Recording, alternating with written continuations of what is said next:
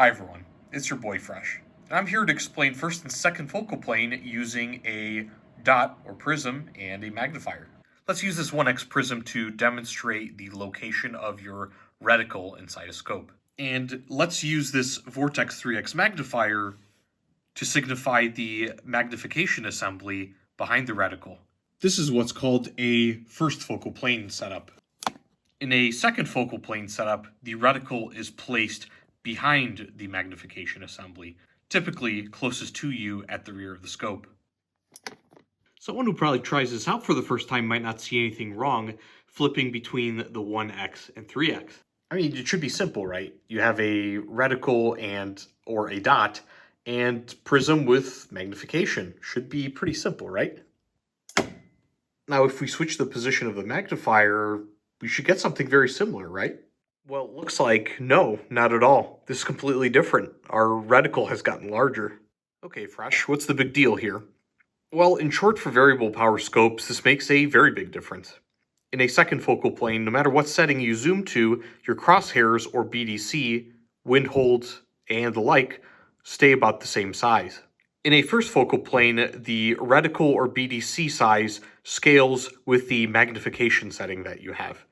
Crosshairs get thicker, BDCs get spread more apart, and reticles get a little bit less fine.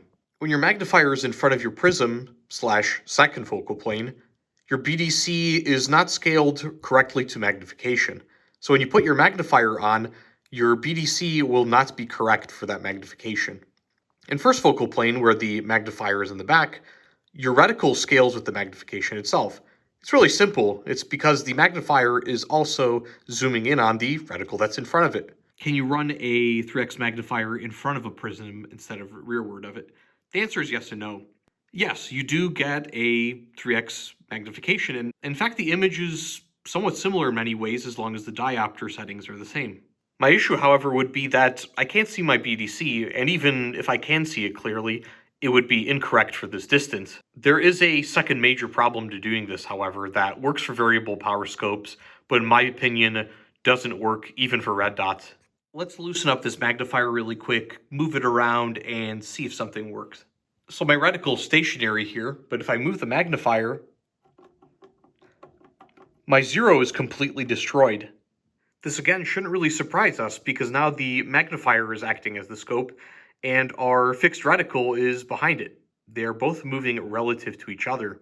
Because your magnifier may typically be mounted to a rail, especially if your prism or dot is in this position, I really couldn't trust the ability for that magnifier to hold 0 in every position every single time. So at close range, I think you could do this well with a red dot, but if you use anything that has a BDC attached to it, you're kind of out of luck.